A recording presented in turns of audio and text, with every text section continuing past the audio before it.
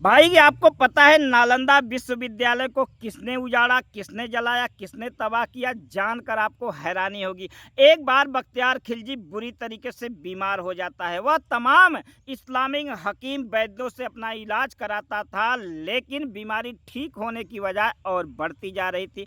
फिर उसे किसी ने सलाह दिया कि नालंदा विश्वविद्यालय में एक से बढ़कर एक हकीम है जो लाइलाज बीमारियों को भी ठीक कर देते हैं। तब जाकर के बख्तियार खिलजी के कहने पर जो नालंदा विश्वविद्यालय के बड़े वैद्य थे राहुल भद्र जी, वे बख्तियार खिलजी के पास आते हैं। बख्तियार खिलजी राहुल भद्र जी से कहता है कि मैं काफिरों से अपना इलाज नहीं करवाता, काफिरों के हाथों का दवा इस्तेमाल नहीं करूंगा।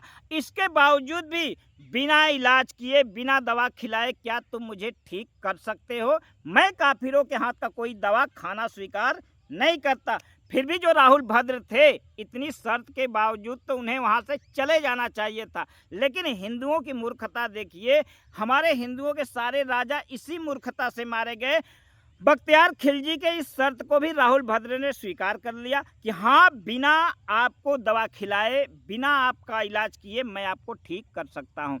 फिर वह राहुल भद्र जी कहते हैं कि आपका सबसे प्रिय वस्तु क्या है? तो बख्तियार खिलजी कहता है कि मेरी प्राणों से प्रिय वस्तु है कुरान। तो राहुल भद्र जी उससे कुरान को मांगते हैं कि मुझे एक बार वह कुरान दे दीजिए, फिर उस कुरान को आप पढ़ना, पढ़ते पढ़ते आप ठीक हो जाएंगे।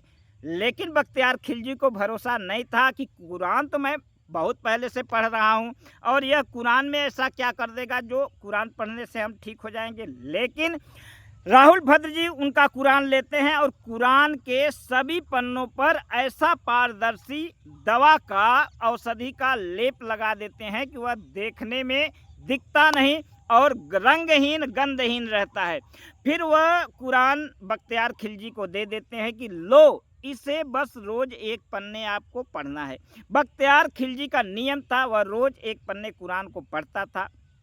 आपको जानकर हैरानी होगी कि बख्तियार खिलजी के जिस मर्ज को, रोग को उसके मजहब के बड़े बड़े हकीम और वैद्य नहीं ठीक कर पाए, वह कुरान पढ़ने मात्र से धीरे धीरे धीरे धीरे ठीक होने लगा और एक बार पूरी तरीके से ठीक हो गया। जब वह पूरी तरीके से ठीक हो गया तब उसे बहुत चिंता सताने लगी कि मेरे जिस बीमारी को हमारे इस्लाम के वैद्य और हकीम नहीं ठीक कर पाए, एक सनातन धर्म का वैद्य कैसे ठीक कर सकता है। फिर राहुल भद्र को बख्तियार खिलजी अपने राज दरबार में बुलाता है और पूछता है कि तूने ऐसा क्या किया जो बिना इलाज के, बिना दवा किए हमें ठीक कर दिया।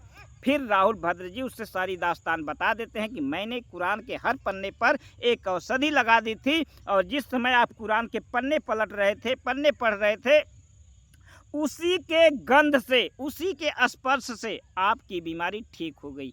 यह जानकर बख्तियार खिलजी को गुस्सा आता है कि एक काफिर ने आखिरकार हमें दवा खिला ही दी अनजाने में। इस पर उसे उतना गुस्सा आता है कि वह राहुल भद्र समेत पूरी नालंदा विश्वविद्यालय को आग लगाकर तहस नहस कर देता है, जला देता है। दोस्तों, यही है इस्लाम की सच्चाई। इसी मूर्खता के कारण हमारे सारे हिंदू राजा केवल उनसे भाईचारा निभाने के चक्कर में, केवल अपना धर्म निभाने के चक्कर में सारे हिंदू राजा मारे गए। आज नालंदा विश्वविद्यालय के हजारों वहाँ के जो वैद्य थे, वहाँ के जो बौद्ध भिक्षु थे और वहाँ के जितने शिक्षा लेने वाले थे, सारे मारे गए।